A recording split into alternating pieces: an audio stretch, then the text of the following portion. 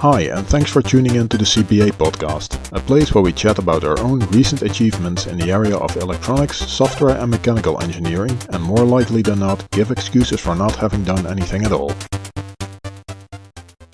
This time we'll be talking about my SPI-fail project, the Bus Pirate, Arduino Connection 101, USB connectors, and Piotr's Arduino Nano holiday gift. One project that failed was a hobby project here, if that's interesting. Mm-hmm. Maybe you remember I made a SPI to serial bridge, and the idea was to, if you have a PCB with a micro on it, and you want that to connect it to the PC or to a host or something like that. Now, usually I would use a serial port for that, or USB, like a FTDI serial converter chip. To USB and serial, right? But what I wanted to do was have, 3 pins on the board, on the side of the board, like an edge connector, and you have small connectors to put into that edge connector on the board. So actually the connector on the board side doesn't cost anything, it's just pads. And then make a small bridge device. So on the board, you can debug stuff via SPI. Right?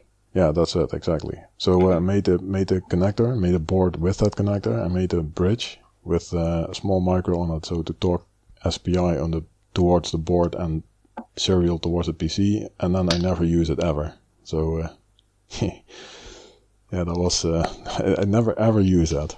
So the next board I debugged was still serial, and just put the FTDI chip on there and just talk serial to the PC, because it's so much easier, because you already have the serial terminal program on the PC and everything works, and you have the serial debugger, and you have the from Python or whatever, you can talk serial to a device. So that was a lot of... I think I asked you if you could send one of these to me, so boards. I could use it also, but I think it's been a few years already, and I still didn't get it. So no, I didn't send anything for not wasting time. Oh, did I send you? Did I tell you I sent one? Because I didn't. No. No. But that's okay. There's a few mistakes on there. First of all, there's no software on there, so now it doesn't do anything. Then, if there's software on there, the software should be fast enough to receive from ISP and send it through UART on the other side, so it should be a bit fast.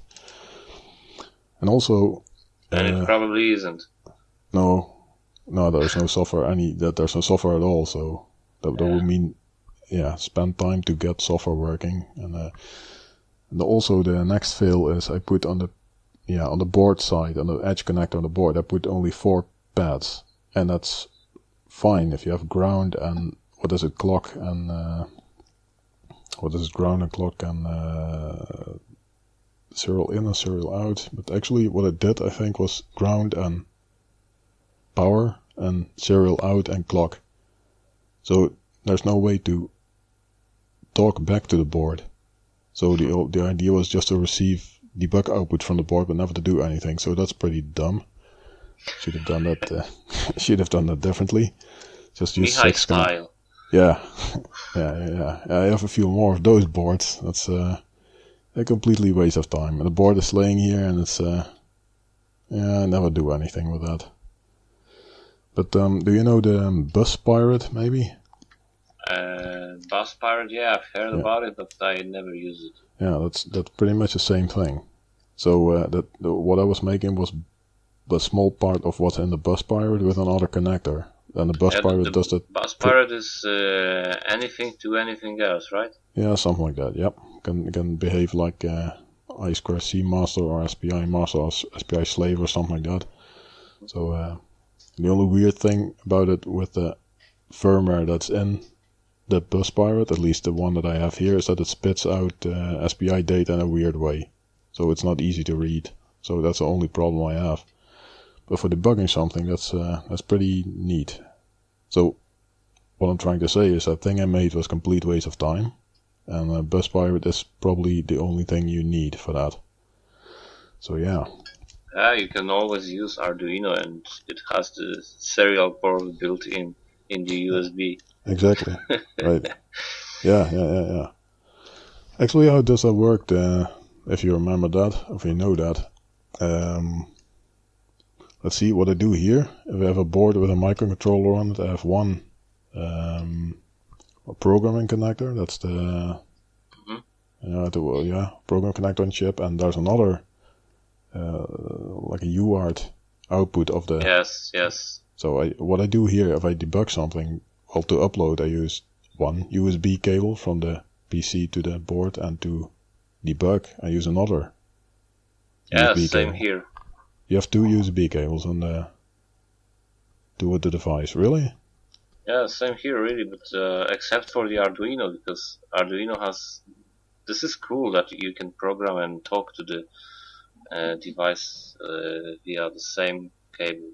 Yeah. Okay. And do you? Okay, let's. If you're interested, let's talk about that, because I never did that. So, how does it switch between programming mode and UART mode? Do you on the PC side, is that what do you use for programming? Is that like? So this is the best part here, Mihai. This is the best part. Okay. I don't know it. You don't have to know it. You just use it. Yeah, but okay. Yeah, that's nice. But I want to know. So. You want to know? Yeah, for no reason. But I don't know. I think this is switched to another program.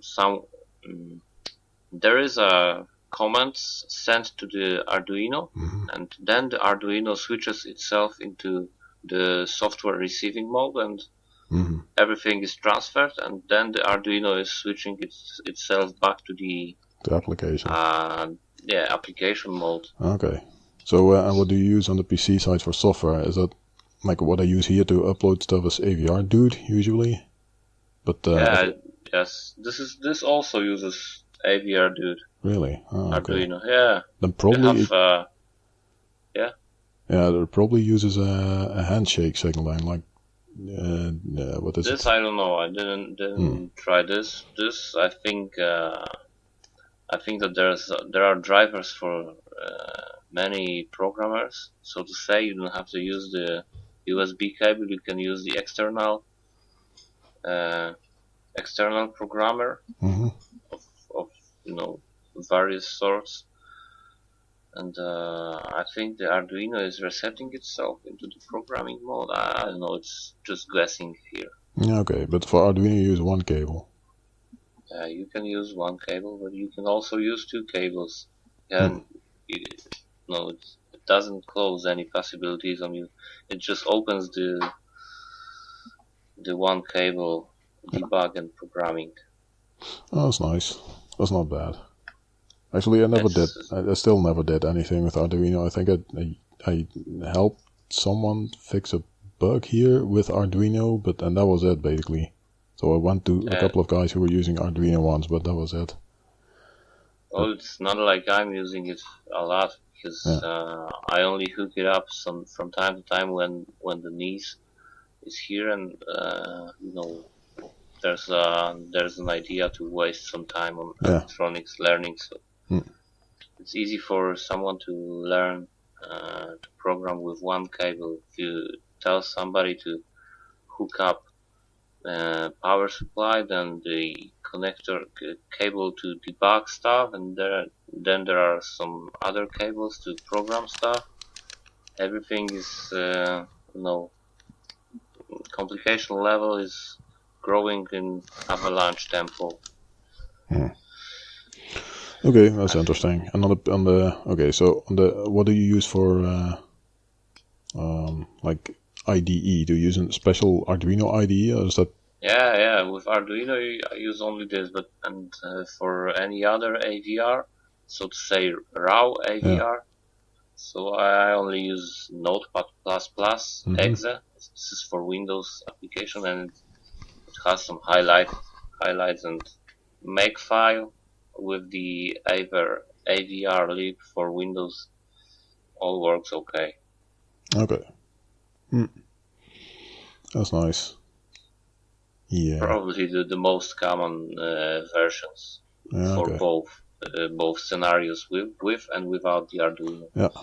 Okay. I still have to get a good reason here to use an Arduino or not. Yeah. I mean, if it makes sense, then it makes sense. But I don't know. There's probably something wrong in my head. I'm a little bit. I think Arduino is very nice because there's a lot of libraries for all kinds of stuff. So for the serial displays, there's probably a library for anything that has a serial interface, probably, or GPIO. But there's probably something wrong with me because I don't want to use code if I don't know how it works. So that's a problem with me. Why I don't use Arduino. So that's probably going away at some time. So then it will be all fine. But right now, if I want to make something, I have a small board with a micro on it, and that's basically what I use. Or I find a board with a micro on it, and then I use solder wires or something like that. Or I just make the board and then use that. But yep. So I have no Arduino experience here whatsoever. You can always play with it. It's not like it's expensive. No, you can get one for $2 probably from China. Yeah. Yeah, what probably would be nice is just a thing. Well, this is like an Arduino podcast now, but that's fine. What is probably nice is a thing that you plug in the USB port, just a small board, like the size of a USB stick, with some solder pads to it. And I think I saw that somewhere. So you plug it, like if you are sitting somewhere, well, let's say I'm sitting somewhere, and let's say in the fancy pants hipster coffee shop in town, right, where we used to sit. Yeah, and then I take out my laptop, and then I plug my hipster USB Arduino port with the solder pads to it, and then I can just it gets power. You can probably see what the signal does because there's some LEDs on it, and you can hook a scope to it or something like that to quickly test something. Yeah, that would be nice. That would be nice. Oh well. Everything would be nice, yeah. So you have Arduino Nano, the small one. And this is basically what he said already, but you only need the big USB-A to mini USB flyby connector, and this is all. Okay, so it has a micro USB thing, or mini or something like that. Mini, yeah, it says mini USB. Okay. For some reason, I don't know why, really. Yeah. I like to use a micro USB here a lot now. If you have to use a USB connector, use a micro USB, so that's that's pretty solid. I'm happy about that. So and in phone I have the USB-C connector, so this one is this shit, it's the what now? USB-C. This is the third version. You can flip it around and it always fits, and also has the HDMI inside of it. Is it this shit or is it shit? No, it's this shit. Good. This is good, yeah. Really? Works okay, sure. Okay, I may have seen that, but I'm still stuck in 1990, somewhere around there. So, yep. So next thing I'm doing here is I'm ordering some Arduino Nanos and sending it to you. Oh, that's fine. Directly from China. So cool. I don't know. There's maybe Christmas coming earlier this year, but it's free. Expect one. Free? Yeah, this is going to be free. I will pay upwards for it. Oh, that's brilliant. No problemo. Excellent. This is going to be a gift for you. Oh, that's just to waste 5 minutes on it, and you see how easy it is. Oh, that's nice. Oh, that's nice. So it doesn't mean I have to make something with it? No, you don't even have to ask your wife if you can spend $1 or not. Usually I have to ask, so that's nice. Yeah, that's cool. I know. Yeah, so that's how it works. So that was all for now. For more information, links and previous episodes, visit podcast.cba.si. Stay tuned, thanks for listening, and goodbye.